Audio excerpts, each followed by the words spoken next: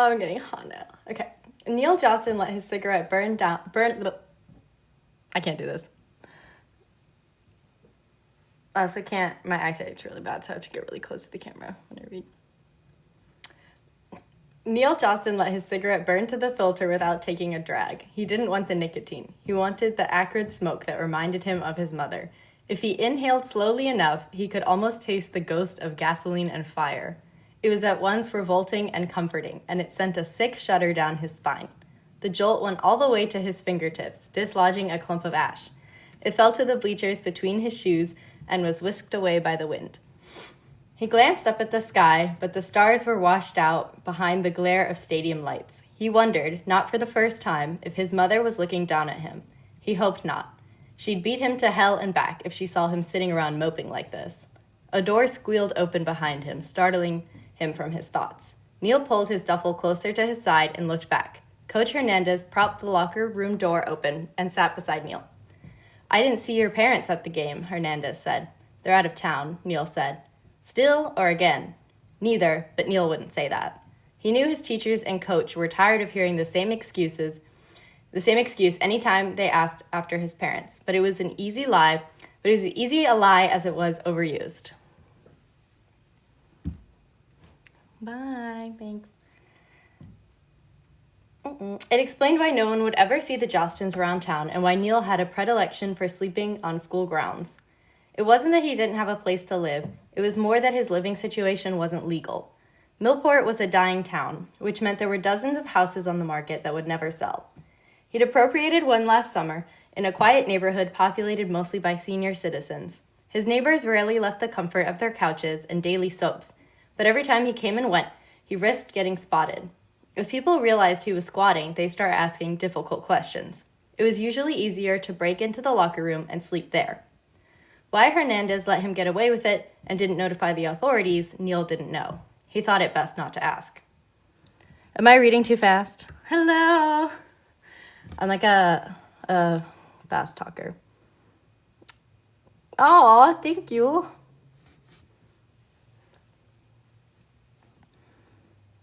That's so nice. Okay. Hernandez held out his hand. Neil passed him the cigarette and watched as Hernandez ground it out on the concrete steps. The coach flicked the crumpled butt aside and turned to face Neil. "I thought they'd make an exception tonight," he said. "No one knew it'd be the last game," Neil said, looking back at the court. Millport's loss tonight booted them from state championships 2 games from finals. So close, too far. The season was over just like that. A crew was already dismantling the court, unhinging the plexiglass walls and rolling AstroTurf over the hard floor. When they were done, it'd be a soccer field again. There'd be nothing left of XC until fall. Neil felt sick watching it happen, but he couldn't look away. XC was a bastard sport, an evolved sort of lacrosse on a soccer-sized court with the violence of ice hockey, and Neil loved every part of it, from its speed to its aggression. It was the one piece of his childhood he'd never been able to give up. "I'll call them later with the score," he said, because Hernandez was still watching him. They didn't miss much. "Not yet, maybe," Hernandez said. "There's someone here to see you." To someone who'd spent half his life outrunning his past, they were words from a nightmare. Neil leaped to his feet and slung his bag over his shoulder, but the scuff of a shoe behind him warned him he was too late to escape. Neil twisted to see a large stranger standing in the locker room doorway. The wife beater the man wore showed off sleeves of tribal flame tattoos. One hand was stuffed into his jeans pocket. The other held a thick file. His stance was casual, but the look in his brown eyes was intent. Neil didn't recognize him, which meant he wasn't local. Millport boasted fewer than 900 residents. This was a place where everyone knew everyone's business. That ingrained nosiness made things uncomfortable for Neil and all his secrets, but he'd hoped to use that small-town mentality as a shield. Gossip about an outsider should have reached him before this stranger did. Millport had failed him. Wait, I need to check. Hi, Jackie. Oh, thank you, Marlon. Que vergüenza. Okay. I don't know you, Neil said.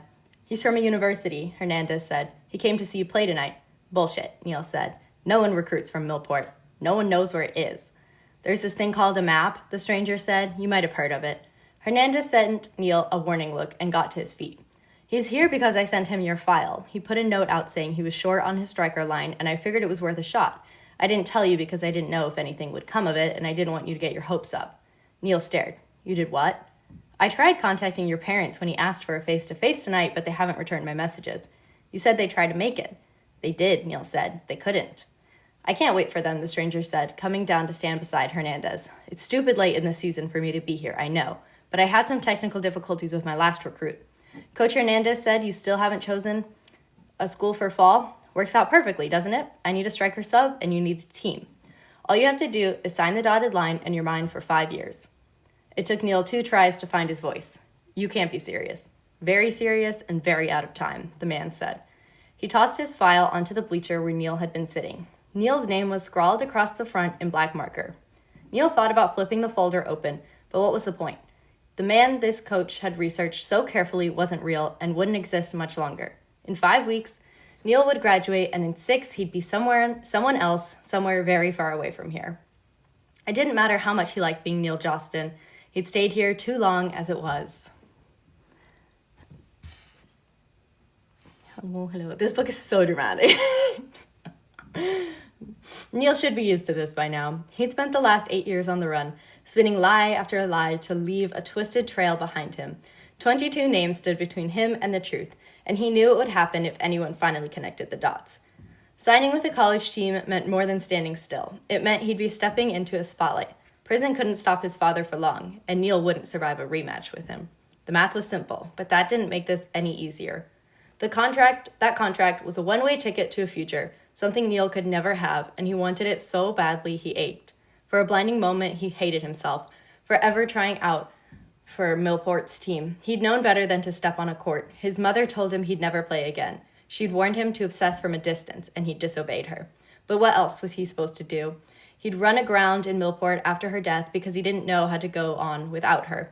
This was the only thing he had left that was real. Now that he'd had a taste of it again, he didn't know how to walk away from it. Please go away, he said. It's a bit sudden, but I really do need an answer tonight. The committee's been hounding me since Janie got locked up. Neil's stomach hit his shoes at that name. He snapped his gaze from the folder to the coach's face. Foxes, he said. Palmetto State University. The man who Neil now knew had to be Coach David Wymack looked surprised at how quickly he put it together. I guess you saw the news. Technical difficulties, he'd said. It was a nice way of saying his last recruit, Janie Smalls, tried to kill herself. Her best friend found her bleeding out in a bathtub and got her to a hospital just in time. Last Neil heard, the girl was on suicide watch in a psychiatric ward. Typical of a fox, the anchorman had said, in a crass aside. And he wasn't exaggerating. We never really got an update on this girl. I hope she's okay. This is your bedtime story? Oh, I'm so glad. This is good. Okay.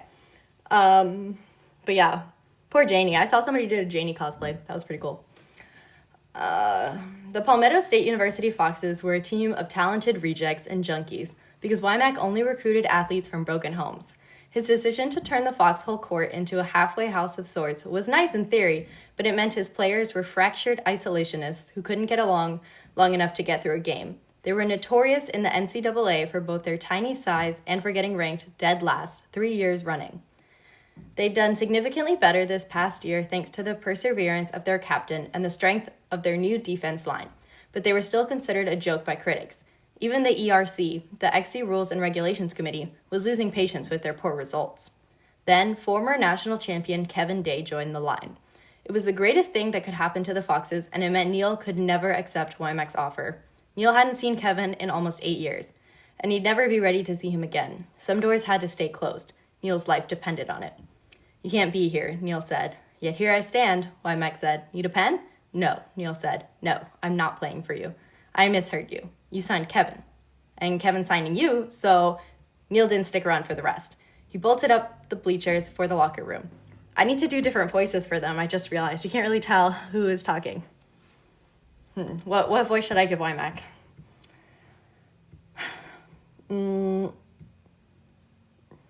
I could give him a southern accent. I'm not going to do that, though. We'll just see. Neil didn't stick around for the rest. He bolted up the bleachers for the locker room. Metal clanged beneath his shoes, not quite loud enough to drown out Hernandez's startled query. Neil didn't look back to see if they were following. All he knew, all that mattered, was getting as far away from here as possible. My friends just sent a screenshot of me reading this. I'm going to tell her she needs to lock in and listen. Lock in and listen to this new audiobook. Okay. I'm spreading the good word of all for the game. Thank you. Oh. She's telling me to keep going. Okay. Neil didn't look back to see if they were following. All he knew, all that mattered, was getting as far away from here as possible. Forget graduation. Forget Neil Jostin. He'd leave tonight and run until he forgot why Mac ever said those words to him. Neil wasn't fast enough. He was halfway through the locker room when he realized he wasn't alone. There was someone waiting for him in the lounge between him and the front door. Light glinted off a bright yellow racket as the stranger took a swing, and Neil was going too fast to stop. Wood slammed into his gut hard enough to crush his lungs into his spine. He didn't remember falling, but suddenly he was on his hands and knees, scrabbling ineffectually at the door as he tried to breathe. He'd puke if he could only manage that first gasp, but his body refused to cooperate. The buzzing in his ears was Wymac's furious voice, but he sounded 1,000 miles away. God damn it, Minyard. This is why we can't have nice things. Oh, Coach, someone said over Neil's head. If he was nice, he wouldn't be any use to us, would he? He's no use to us if you break him. You'd rather I let him go, put a Band-Aid on him, and he'll be good as new. The world crackled black, then came into too sharp focus as air finally hit Neil's tortured lungs. Neil inhaled so sharply he choked, and every racking cough threatened to shake him apart. He wrapped an arm around his middle to hold himself together and slanted a fierce look up at his assailant. Wymack already said the man's name, but Neil didn't need it. He'd seen this face in too many newspaper clippings to not know him on sight. Andrew Minyard didn't look like much in person, blonde and 5 feet even, but Neil knew better. Andrew was the Foxes' freshman goalkeeper, and their deadliest investment.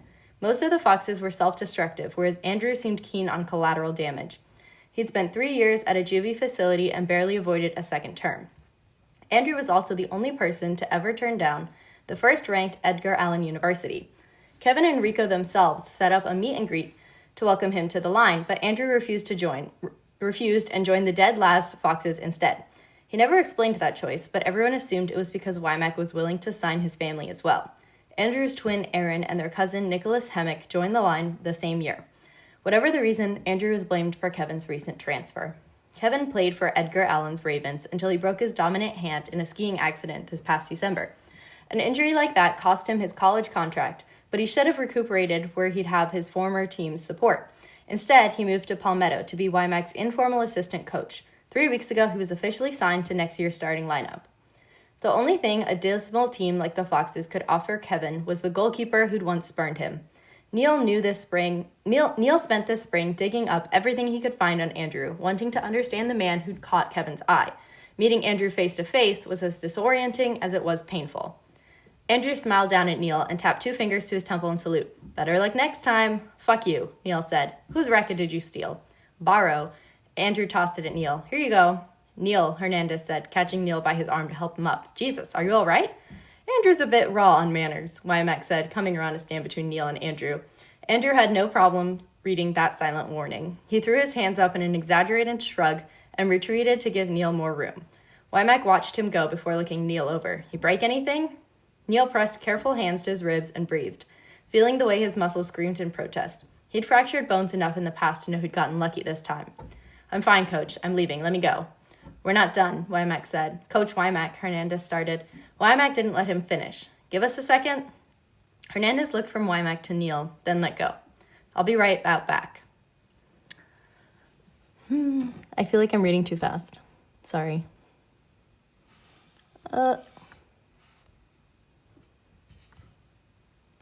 Tism, haven't we, MJ? Actually, no, I don't think I do. I asked all my friends. They said I have ADHD. This is my hyperfixation. And because I have ADHD, I can't just sit down and read a book. I have to listen to audiobooks. I mean, I can sit down and read a book, but I prefer audiobooks. Can I sit down and read a book? That's debatable. if it has to be done. And I hate the audiobook for this book. And I want everybody to listen to this. And if they love me, then they will listen to me read this book to them when I record it and send it to them.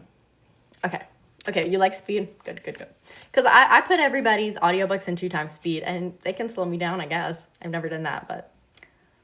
Okay.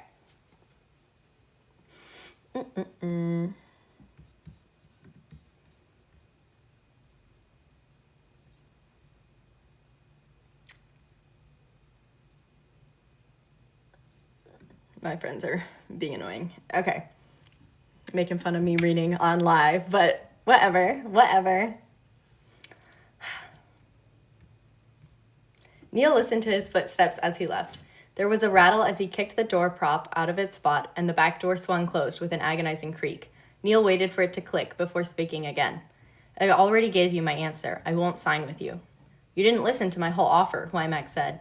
If I paid to fly 3 people out here to see you, the least you could do is give me 5 minutes, don't you think?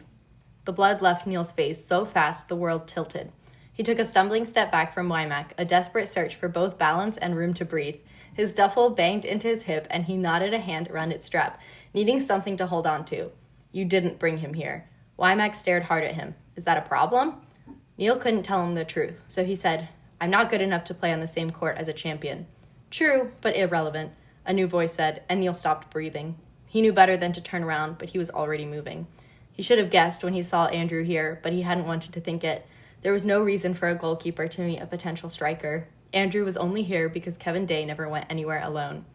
Kevin was sitting on top of the entertainment center along the back wall. He pushed the TV off to one side to give himself more room and covered the space around him with papers. He'd watched this entire spectacle and, judging by the cool look on his face, was unimpressed by Neil's reaction. It'd been years since Neil stood in the same room as Kevin, years since they'd watched Neil's father cut a screaming man into 100 bloody pieces.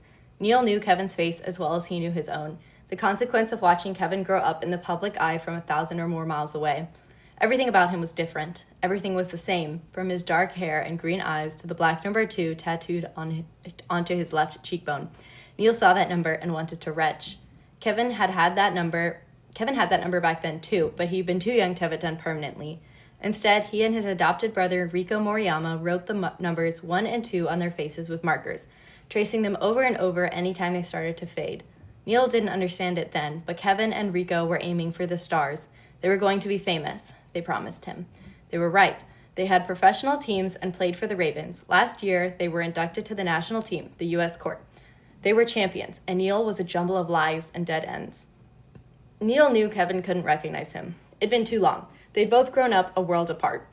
Neil had further disguised his looks with dark hair dye and brown contacts. But why else would Kevin Day be here looking for him? No Class 1 school would stoop so low, not even the Foxes. Neil's record said he'd only been playing Exy for a year. He'd been careful this year to act like a know-nothing, even loading up on and lugging around how-to books last fall. It was easy to pretend at first, since he hadn't picked up a racket in 8 years.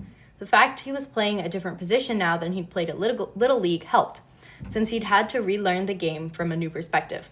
He'd had an enviable and unavoidable learning curve, but he'd still fought hard not to shine. Had he slipped?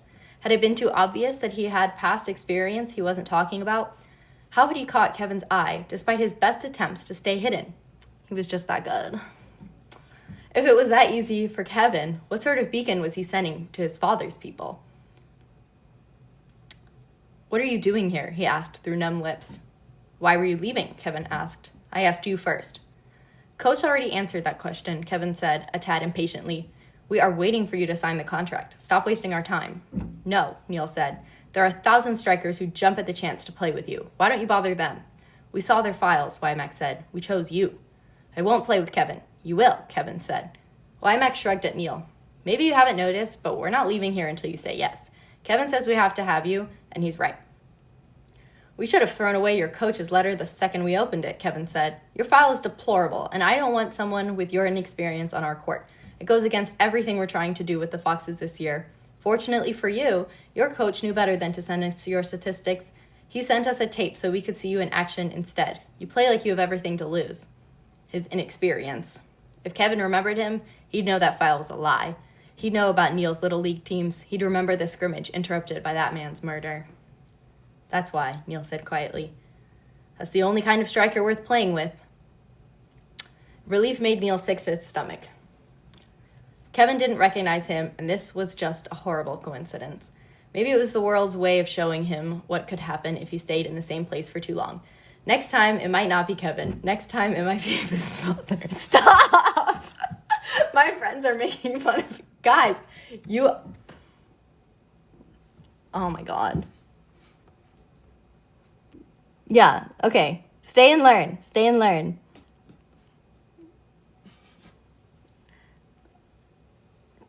You know, Mona, you're one of only 3 people here, so lock in, okay? Lock in and I'll buy you a jersey. These are $10 on AliExpress, okay? I'll do a jersey giveaway. Except the condition is you have to lock in. Okay. Okay, good.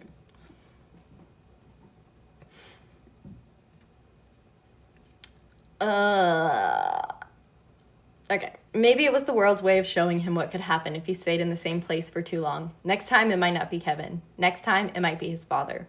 It actually works in our favor that you're all the way out here, Wymack said. No one outside of our team and school board even knows we're here. We don't want your face all over the news this summer. We've got too much to deal with right now, and we don't want to drag you into the mess until you're safe and settled at campus. There's a confidentiality clause in your contract. It says you can't tell anyone you're ours until the season starts in August. Neil looked at Kevin again, searching for his real name on Kevin's face. It's not a good idea. Your opinion has been duly noted and dismissed, Wymack said. Anything else, or are you going to start signing stuff? The smart thing to do was bail. Even if Kevin didn't know who he was, this was a terrible idea. The Foxes spent too much time in the news, and it'd only get worse with Kevin on the line. Neil shouldn't submit himself to that sort of scrutiny. He should tear Wymack's contract into 1,000 pieces and leave. Leaving meant living, but Neil's way of living was survival, nothing more.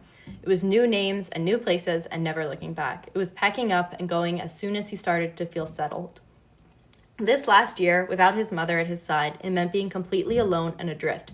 He didn't know if he was ready for that.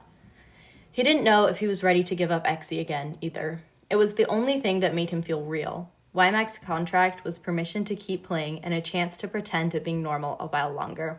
Wymack said it was for 5 years. But Neil didn't have to stay that long. He could duck and run whenever he pleased, couldn't he? He looked at Kevin again. Kevin didn't recognize him, but maybe some part of him remembered the boy he'd met so many years ago. Neil's past was locked in Kevin's memories. It was proof he existed, same as this game they both played. Kevin was proof Neil was real. Maybe Kevin was also the best chance Neil had at knowing when to leave again. If he lived, practiced, and played with Kevin, he'd know when Kevin started to get suspicious. The second Kevin started asking questions or looking at him funny, Neil would split. Well, Wymack asked. Survival instincts warred with need and twisted into an almost debilitating panic. I have to talk to my mother, Neil said, because he didn't know what else to say.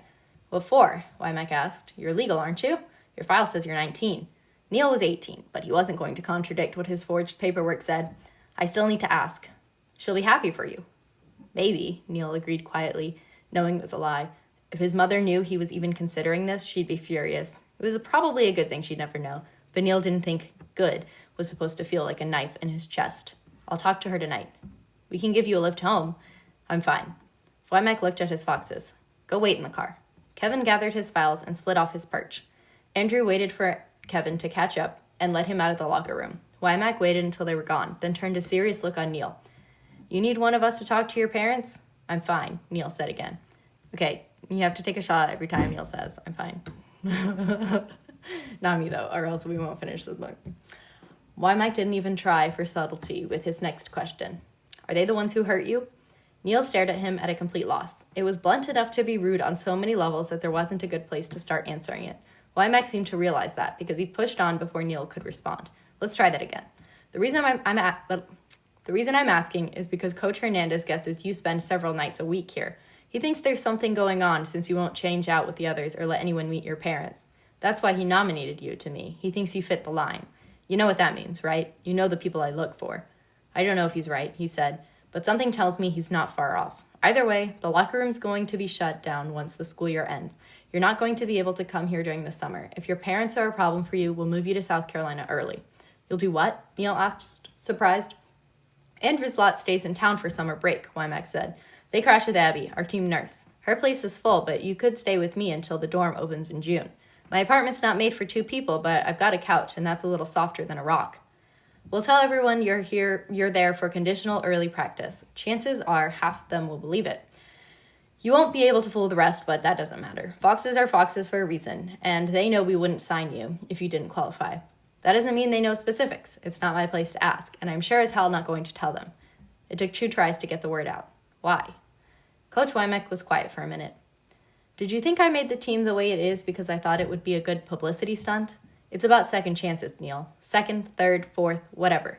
As long as you get at least 1 more than what anyone else wanted to give you. Neil had heard Wymack referred to as an idealistic idiot by more than one person, but it was hard to listen to him and not believe that he was sincere. Neil was torn between incredulity and disdain. Why Wymack set himself up for disappointment time and time again, Neil didn't know. Neil would have given up on the Foxes years ago. Wymack gave him a second to think before asking again, "Are your parents going to be a problem?" It was too much to take a chance on, but too much to walk away from. It hurt when he nodded, but it hurt more to see that tired look settle in Wymack's eyes. It wasn't the pity he thought he could see in Hernandez from time to time, but something familiar that said Wymack understood what it cost to be Neil. He knew what it was like every day. He knew what it was like to have to fight to wake up and keep moving every day.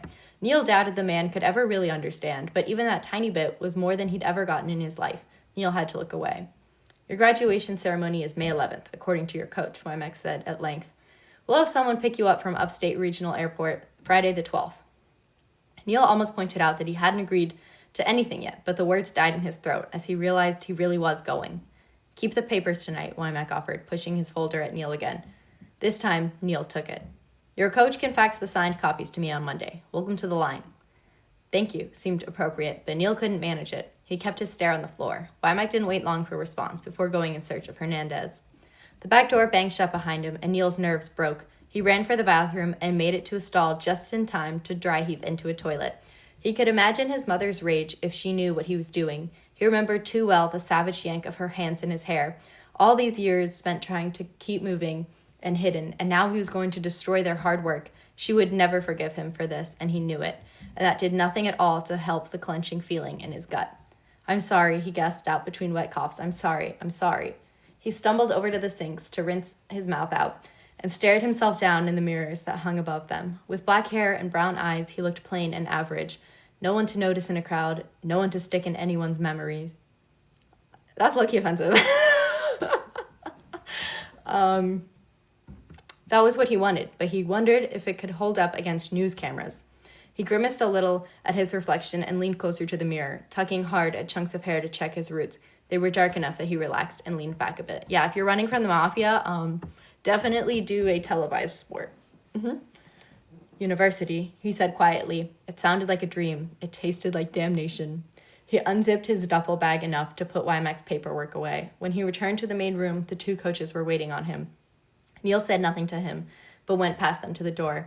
Andrew opened the back door of Hernandez's SUV when Neil passed and gave Neil a knowing, taunting smile.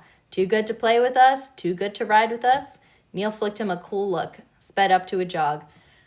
By the time he reached the far edge of the parking lot, he was running.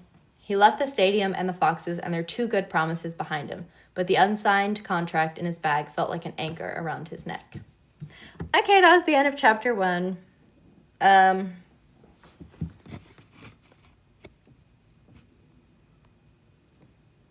Yeah, take a shot, Marlon. Okay. I could read chapter 2. Yeah, sorry, Mo. I think this is like low-key a humiliation ritual, but whatever. I don't care. I could read chapter 2. The person that I follow, that I like listen to on YouTube, reads 40 pages. You screen record and post onto YouTube. Yeah, that's my plan. I could also go live on YouTube, but I think going live here is probably a better way for now, since people follow me here and I don't have a YouTube channel even created for this. You're slowly falling asleep. Okay, good.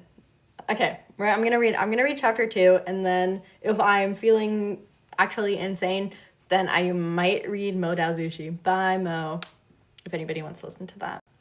Okay. Neil long ago lost count of how many... Oh, chapter 2. Neil long ago lost count of how many airports he'd seen. Whatever insane number it was, he'd never gotten comfortable with them. There were too many people to keep an eye on, and flying with falsified passports was always risky. He'd inherited his mother's connections after her death, so he knew the work was good, but his heart did double time every time someone asked to see his papers. He'd never been through Sky Harbor or Upstate Regional, but there was something familiar about their frenetic pace. I wonder if these airports exist. As someone from North Carolina, I will be investigating. He stood off to one side of his gate in Upstate for almost a minute after everyone else from his flight rushed off to arrivals or their transfers. The crowd swirling around him seemed the usual mix: vacationers, businessmen, and students heading home at the end of the semester. He didn't expect to see anyone he recognized, as he'd never been to South Carolina before, but it never hurt to check. Finally, he followed signs down a hall and up a flight of stairs to arrivals. Friday afternoon meant the small lobby was comfortably crowded, but spotting the ride Coach Wymack promised him was easier than Neil expected. It was the weight of his teammate's stare that brought Neil's gaze almost right to him. It was one of the twins. Judging by the calm look on his face, Neil laid his bets on it not being Andrew. Aaron Minyard was oft referred to as the normal one of the two, though that was usually followed by a debate over whether or not he could be sane when he shared jeans with Andrew. Neil crossed the room to meet him. Neil had been the shortest player on the Millport Dingo line, but he had 3 inches on Aaron. The all-black ensemble Aaron wore did nothing to make him look any taller, and Neil wondered how he could stand wearing long sleeves in May. Neil felt hot just looking at him. "Neil," Aaron said in lieu of hello, and he pointed. "Baggage claim." "Just this." Neil tapped the strap of the duffel bag hanging off his shoulder. The bag was small enough to be a carry-on and large enough to carry everything Neil owned. Aaron accepted that without comment and started away. Neil followed him through sliding glass doors into a muggy summer afternoon. A small crowd was waiting at the crosswalk for the light, but Aaron pushed right through them into the street. Brakes screeched as a taxi slammed to a stop, inches from Aaron's pint-sized body. Aaron didn't seem to notice, more interested in getting a cigarette lit and between his lips. He paid even less attention to the rude words the driver yelled at him. Neil made an apologetic gesture at the cabbie and jogged to catch up. A sleek black car was parked 6 rows back in the short-term parking garage. Neil didn't know much about cars in general, but he knew expensive when he saw it. He thought for a moment there must be a smaller car out of sight behind it, but Aaron unlocked it with a button on his keychain. "Bag in the trunk," he said, opening the driver's door and sitting sideways in the seat to smoke. Neil obediently put his duffel in the back before climbing into the passenger seat. Aaron didn't go anywhere until his cigarette was half gone. He flicked the butt onto the concrete at his feet and tugged the door closed. A twist of the key in the ignition got the engine humming, and Andrew glanced at Neil again.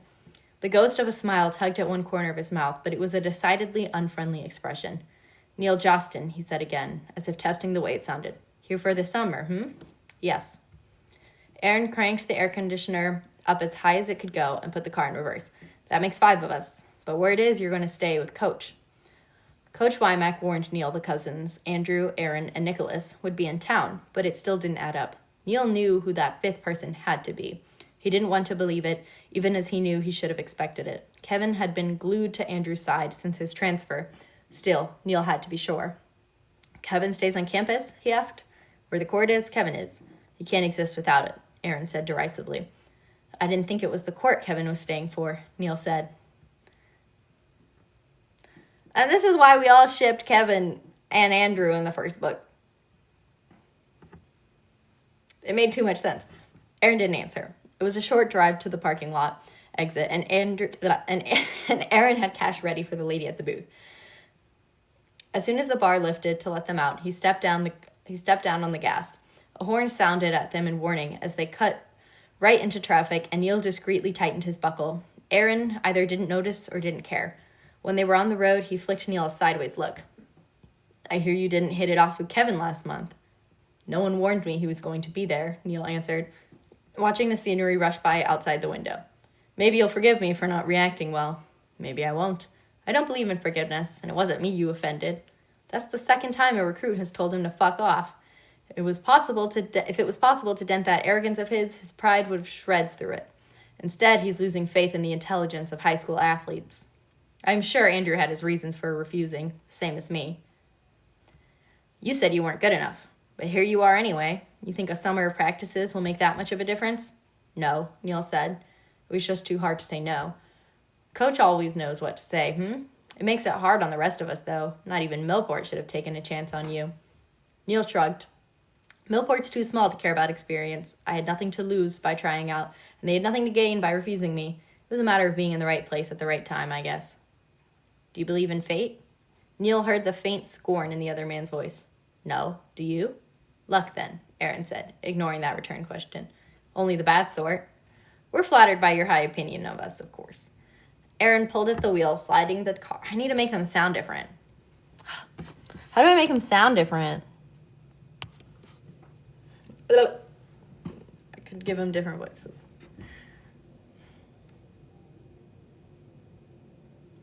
I'm not a voice actress. I'm gonna try though.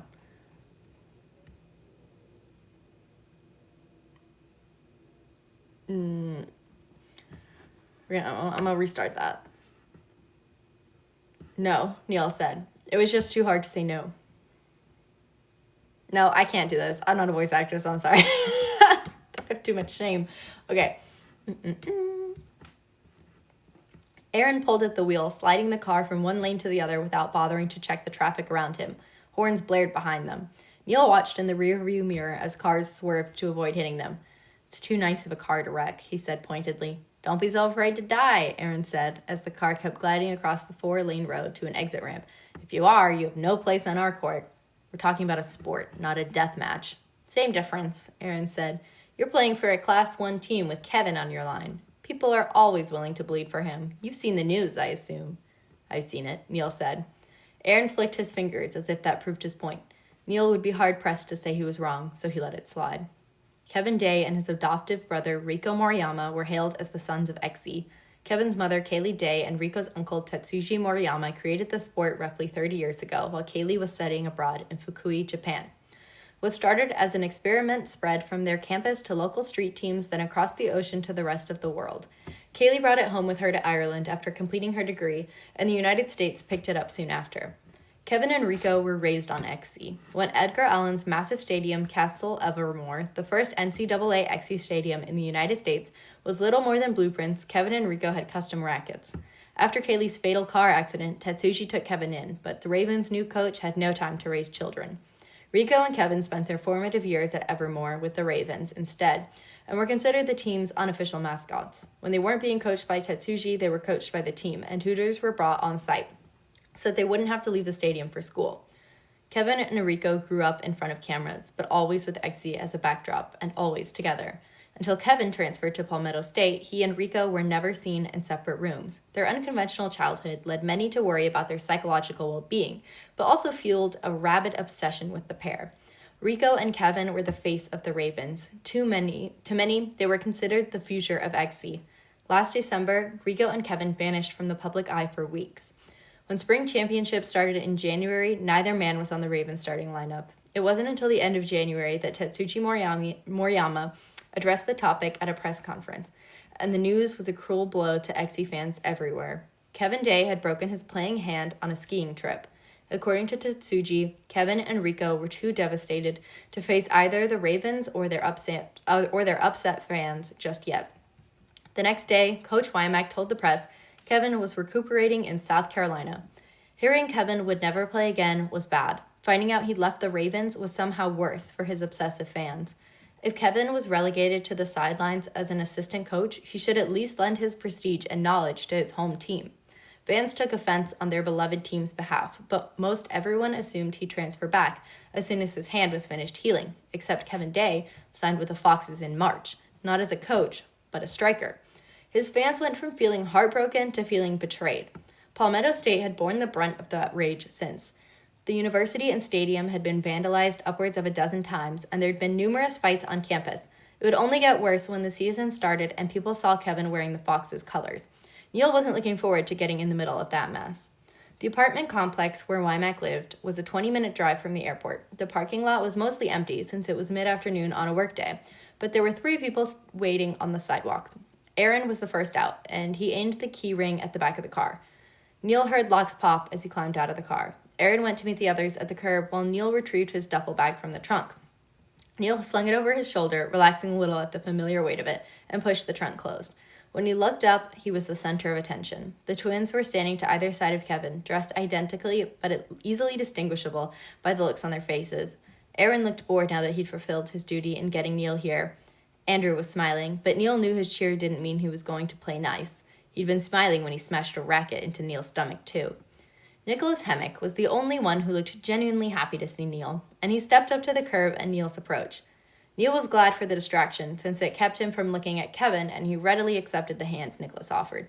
"Hey," the other man said, using his grip on Neil's hand to pull him up onto the curb. "Welcome to South Carolina. Flight go okay?" "It was fine," Neil said. "Take a shot." "I'm Nikki." Nikki gave Neil's hand another squeeze before letting go. "Andrew and Aaron's cousin, backliner extraordinaire." Neil looked from him to the twins and back again. Where the twins were light, Nikki was dark, with jet black hair, dark brown eyes, and skin 2 shades too dark to be a tan. He also had the better part of a foot on them. "By blood?" Nikki laughed. "Don't look it, right? Take after my mom. Dad rescued her from Mexico during some la-di-da ministry trip." He made a show of rolling his eyes, then jerked a thumb at the others. "You already met them, right? Aaron, Andrew, Kevin? Coach was supposed to be here to let you in, but he had to head up to the stadium real quick. The ERC called him, probably with more BS about how we haven't publicized our sub yet. In the meantime, you're stuck with us, but we've got Coach's keys. Suitcases in the trunk?" "It's just this," Neil said. Nikki arched an eyebrow at him and looked at the others. "He packs light. I wish I could travel like that, but hell if I ain't materialistic."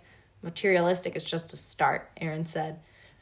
Nikki grinned and caught Neil's shoulder, guiding him past the rest to the front door. "This is where Coach lives," he said unnecessarily. "He makes all the money, so he gets to live in a place like this, while we poor people couch surf."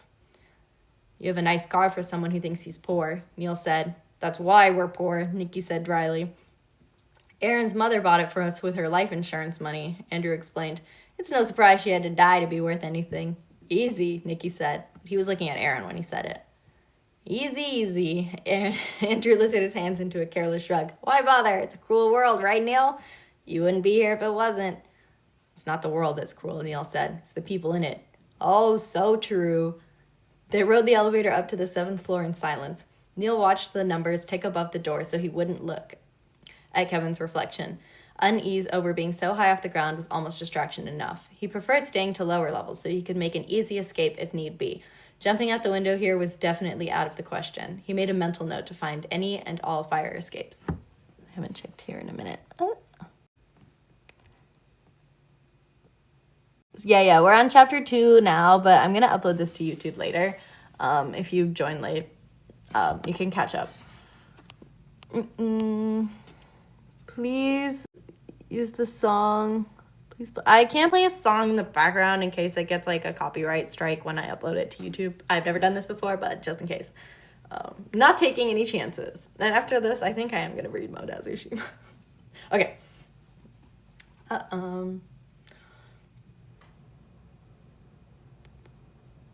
Wymack's apartment was number 724. They gathered around the door so Aaron could dig the key out of his pocket. It took him 2 tries to remember which one he'd put it in. Neil didn't notice when he found it and unlocked the door. He was too busy staring at Aaron's pants pockets. They were much too flat to be hiding a pack of cigarettes, but Neil had seen Andrew put the pack away before crossing the street at the airport. "Here you go, Neil," Nikki said, and Neil forced his gaze up to the open doorway. Nikki gestured for him to precede them. Home sweet home, if anything involving Coach can be called sweet. Neil had known since April he'd be crashing on Coach Wymack's couch for a couple of weeks. He'd known, in the days following Wymack's visit, that it would be uncomfortable. He still wasn't prepared for the way his stomach rolled inside him now. He'd been on his own since his mother died, and the last man he'd lived with was his father. How was he supposed to let Wymack lock the door every night with both of them under the same roof?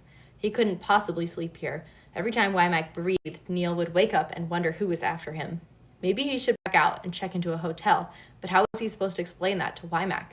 Would he have to explain? Wymack thought Neil's parents were abusive, so maybe he'd understand Neil's reticence. He hadn't expected to look up like this, and he'd hesitated too long. When he saw the look Nikki sent Aaron, curious and confused, he knew he'd made a mistake. Still, it wasn't until Andrew stepped up alongside him to see what the holdup was that Neil could move again. Andrew was smiling, but his pale stare was intense. Neil met his eyes for only a moment and knew it was worse to stay out here with them than it was to cross that threshold. He'd figure it out, but not here and not now, not with Andrew and Kevin as witnesses. Neil stepped over the threshold and started down the hall. The first doorway opened up into the living room Neil would be sleeping in. The couch Wymack had referenced was cleared off and even had a sticky note tacked to it saying that the blankets were in the coffee table drawer. It was the only clean surface in the room. Everything else was covered in paperwork and empty coffee mugs. Overflowing ashtrays were in unhealthy abundance as well. Neil was halfway across the room to look out the window when Nikki spoke up behind him. What was that all about? Neil's blood turned to slush. It wasn't the words that got him, but the language Nikki used. German was Neil's second language, thanks to 3 years spent living in Austria, Germany, and Switzerland. He'd remembered more of Europe than he wanted to. Most of their time had been a cold mess. He knew the tang of blood in his mouth was just his imagination, but it was sharp enough to choke him. He could feel his heartbeat on every inch of his skin, going so fast it set him trembling from head to toe. How did they know he spoke German?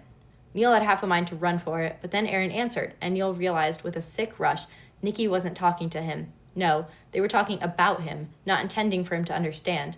Neil forced himself to move, finishing his trip to the window.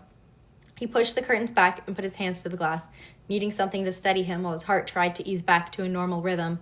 Maybe he was savoring the moment, Aaron said. No, Nikki said. That was pure flight or flight. What the hell did you say to him, Andrew?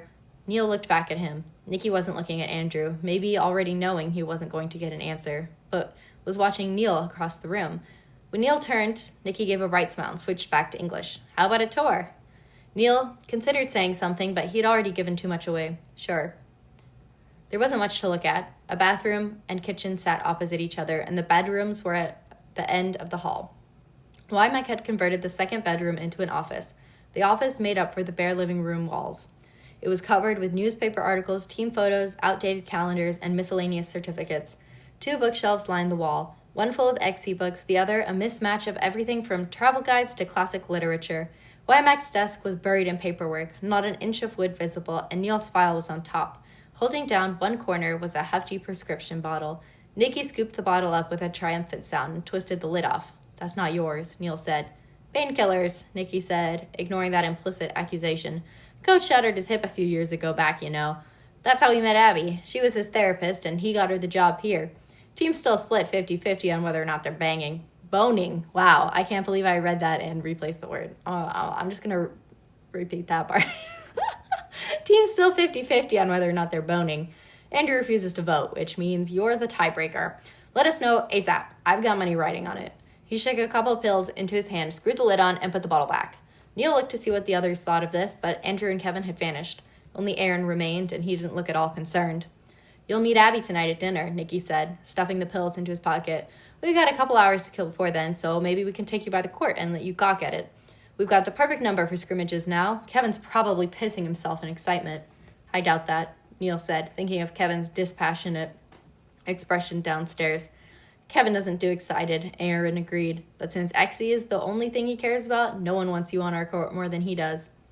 Neil's answer got stuck somewhere in his throat as he processed that. It was the same thing Aaron said in the car, almost, except Aaron sounded apathetic now where he'd been scornful earlier. Between that sudden change in attitude, the disappearing pack of cigarettes, and the matching outfits, Neil was starting to second-guess what was going on here. These were just small things, but Neil had learned to survive on the fine details. Isn't it difficult playing with him? He asked, changing what he'd been about to say. I mean, with him being a champion? Technically, we haven't played with him yet, Nikki said. He's just started getting into drills with us last month. If he's anything on the line like he is as an assistant coach, you are going to have the most awful year ever. Despite his ominous words, Nikki sounded amused. But he's worth it. Worth the fights, too? Neil asked. Like that one 2 weeks ago that Aaron said got completely out of hand? How many people got injured in that again? There was a slight pause as Aaron thought, and for a moment, Neil decided he'd imagined things. Then Aaron answered, 11. It was the right answer, but Neil had read about the brawl in an article. It was the right answer. Neil had read about the brawl in an article, but he and Aaron hadn't had that conversation in the car, and Aaron should have known that. Too late, Neil remembered Nikki's exasperated accusation in the living room. What the hell did you say to him, Andrew? Neil had assumed Nikki was referring to their first meeting in Millport, but Nikki had been talking about the car ride from the airport. It wasn't Aaron who picked Neil up from the airport after all. I need tea. My throat hurts. I didn't consider the lady I watch drinks tea as she does it. Oh my god, why is this chapter so long? Okay, we're on page 31 and the chapter 2 ends. Wait. Where does chapter 3 start?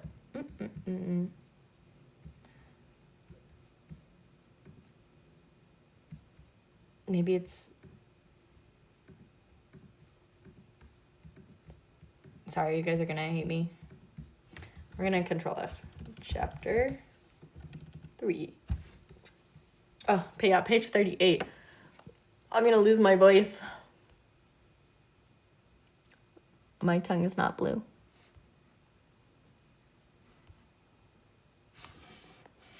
Okay. Where was I?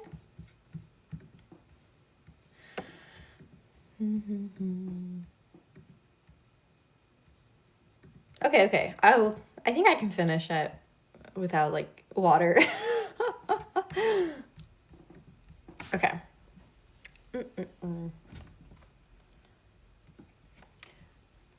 It wasn't Aaron who picked Neil up from the airport after all. Neil was annoyed by the trick and relieved he'd seen through it, but caution overrode both. Andrew wasn't cheerful naturally. His mania was drug-induced and court-regulated. 2 years ago, some men attacked Nikki outside of a nightclub. Andrew was within his rights to defend Nikki, but he'd almost killed the 4 of them. The courts thought his violence to be a gross overreaction and tried to charge him. His lawyers struck a deal instead. Andrew would spend some time in intensive therapy, attend weekly counseling, and take medication. After 3 years of this, they'd let him off his medication long enough to assess his progress. Sobriety at any point before that was a violation of his parole. If the team nurse, Andrew's current psychiatrist, or the court psychiatrist who managed Andrew's parole suspected Andrew wasn't following the rules, they could request a urinalysis. If Andrew failed, he'd be charged. Andrew only had to hold out through spring, but apparently he couldn't wait that long. Neil couldn't believe Andrew would even risk sobriety when the consequences were so steep. He wondered if his arrival had to do with it, if Andrew wanted to meet his newest teammate without a hazy mind, or if Andrew just hated spending his summer break drugged to the gills. As if on cue, Andrew appeared in the doorway with a bottle of whiskey in one hand and Kevin at his back. Success! Ready, Neil? Nikki asked. We should probably beat it before Coach shows up. Why? Nikki pointed at the what? Maybe I do need a break. We could take a 5-minute break. No, I got this. Why? Neil pointed at the liquor. Is this a robbery in progress? Maybe it is. Will you tell Coach on us? Andrew asked, sounding entertained by the notion. So much for being a team player. I guess you really are, Fox. No, Neil said, but I would ask him why you're not medicated. There was a heartbeat of startled silence. The only one who didn't react was Andrew. Even Kevin looked surprised. Nikki was the first to find his tongue, but he reverted to German to ask Aaron, Am I crazy? Did I just see that happen? Don't look at me, Aaron said.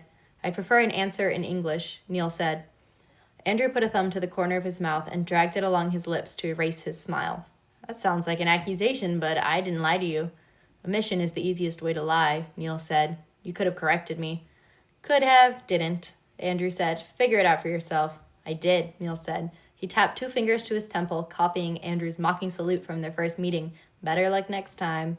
Oh, Andrew said. Oh, you might actually turn out to be interesting. For a little while, at least. I don't think the amusement will last. It never does. Don't mess with me. Or what? There was a rattle as someone tested the knob on the front door. Andrew's smile was back in a heartbeat, bright and vacant. He turned to Kevin, and Kevin moved at the same time. The whiskey vanished somewhere between them in a practiced move. Hi, Coach, Andrew called over his shoulder. Do you have any idea how much I hate coming home and finding you in my apartment? Wymack demanded from out of sight. Andrew held up his empty hands in an innocent gesture no one believed and stepped into the hallway. Andrew and Kevin went after him, presumably with the alcohol tucked between their bodies, and left Nikki and Neil in the office. I didn't break anything this time, Andrew said. I'll believe that after I've checked everything I own. The door slammed down the hallway, and it wasn't long before Coach stepped into his office doorway. Clad in jean shorts and a faded tee, Wymack looked much more Wymack looked more like a garage band rocker than a university coach. Neil guessed he didn't have to look presentable on his home turf, but it was still disorienting. Wymack gave Neil a once-over and nodded. I see you made it all right. I was pretty sure Nikki's driving was going to get you killed. Neil felt Nikki watching him and said, I've survived worse. There is no surviving worse driving than that, idiots, Wymack said. There's just open casket or closed. Hey, Nikki said. That's not fair. Life isn't fair, Tweedledum. Get over it. What are you still doing here? Leaving, Andrew said. Goodbye. Is Neil coming too? Going where? Wymack asked, looking suspicious. Geez, Coach, what kind of people do you think we are? Neil asked. Do you really want me to answer that? We're taking him to the court, Aaron said. We can give him a lift to Abby's after. You didn't need him, did you? Just to give him this, Wymack said, and Neil snagged the keys tossed his way. There were 2 rings looped together, 2 keys on one and 3 on the other. Neil eyed them as Wymack ticked them off on his fingers. Long key is for when the front gate closes at night. Small one gets you into the apartment. The others are for the stadium, outer door, gear room, and court doors. Kevin has a matching set, so make him show you which is which. I expect you to make as much use of them as he does. Thank you, Neil said. Clenching his fingers tight enough around them, he could feel the teeth digging into his palm. He felt steadier with them in his hand. It didn't matter where he was sleeping or what tricks Andrew was up to. There was a court here, and he had permission to play on it. I will. Blatant favoritism, Coach, Andrew said. If you ever went to the court of your own volition, maybe I'd give you a set too, Wymack said. Since I don't see that happening any time this lifetime or next, you can shut up and share with Kevin. Oh, joy, joy, Andrew said. My excited face begins now. Can we go? Get out, Wymack said, and Andrew vanished. Kevin and Aaron followed. When Nikki reached the office doorway, Wymack put a hand in his path to stop him. Don't you dare traumatize him his first day here. Nikki looked from Wymack to Neil. Neil's not traumatized, right? Not yet, Neil said. After a moment's debate, he shrugged his bag off his shoulder. The thought of leaving it behind made his skin crawl, considering what was hidden inside it, but he didn't trust Andrew's intentions. Neil didn't know why Andrew was sober or why he'd picked Neil up from the airport when it now seemed Wymack had tasked Nikki with that responsibility, but he didn't think Andrew was done playing yet. Neil trusted Wymack more than he did Andrew right now and hoped he wasn't making a mistake. Do you have someplace safe I can hide this? He asked. There's space in the living room, Wymack said. Neil glanced at Nikki, wondering how he could elaborate without making them curious enough to pry. He never walked away from his bag unless it was locked up somewhere, usually in his locker at Millport Stadium. Before he could say anything, Wymack gave Nikki an impatient look. Why are you still here? Get out. Rude, Nikki said, but he slipped past Wymack and disappeared down the hall. Wymack looked at Neil again. How safe is safe? Neil had never been an easy read before, but then he'd never let the situation get so completely out of hand either. On the run, his mother had always stayed in control, weaving perfect stories and choosing ideal marks to help them. Neil had fumbled his way through his transition to Millport, but he could have cut and run at any time if he didn't like the way things were going. This, he desperately wanted to make work for however long he could hold on to it. It's all I have, Neil said at length. Wymack motioned for Neil to get out of his way. Neil watched as he unlocked the bottom drawer on his desk. It was full of hanging files, but Wymack pulled them all out and stacked them on the floor nearby. The pile tilted over as soon as he let go, papers and folders sliding every which way. Wymack didn't even seem to notice, too busy digging a tiny key off his key ring. This is only a temporary fix, Wymack said. When you move into the dorms, you're going to have to figure something else out. He held the key out to Neil. Neil looked from him to the desk, to the pile of papers, and back again. He opened his mouth, closed it, and tried again. He'd only managed, before Wymack got tired of waiting on him and pushed the key into his palm. Better hurry before Andrew sends someone looking for you, Wymack said.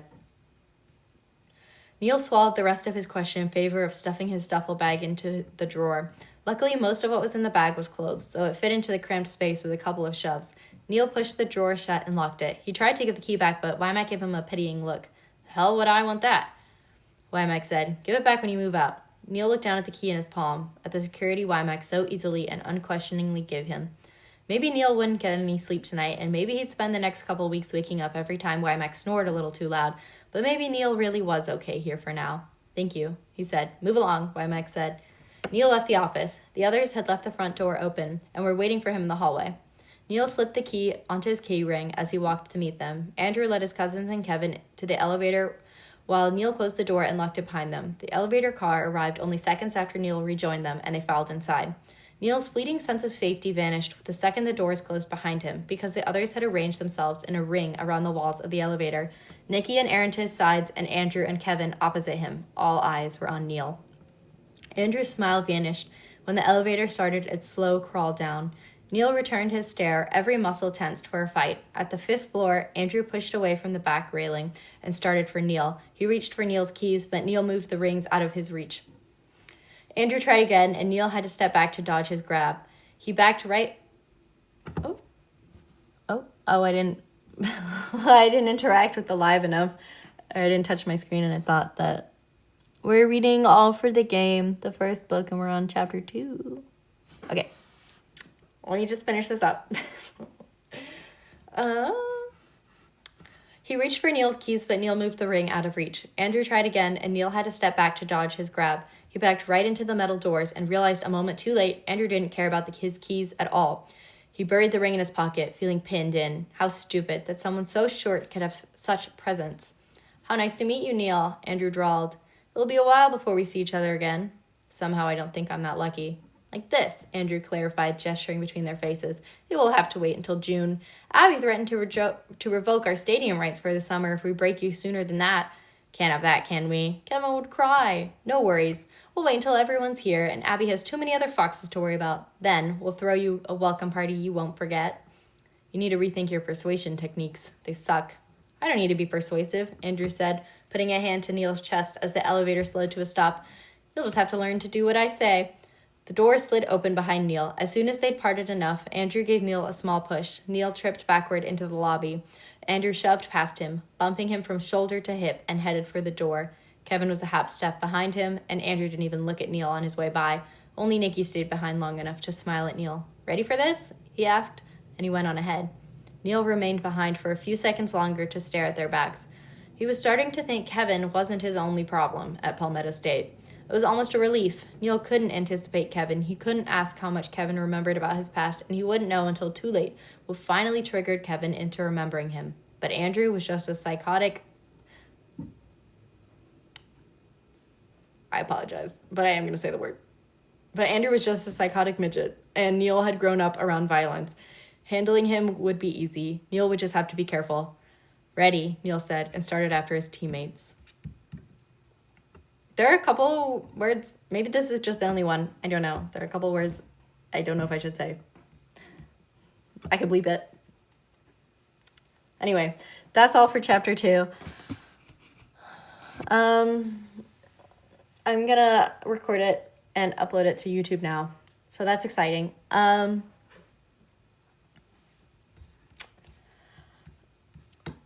And maybe I'll do chapter 3 on here or on YouTube Live. I don't know. My goal is not to take money from Nora, like that she would otherwise be getting through the audiobook. This is just to give people an alternative to the audiobook because I don't love it. And I'm sorry if I'm worse. Okay, thanks for joining. Maybe see you for chapter 3. Or maybe if I decide to read another book too. Okay,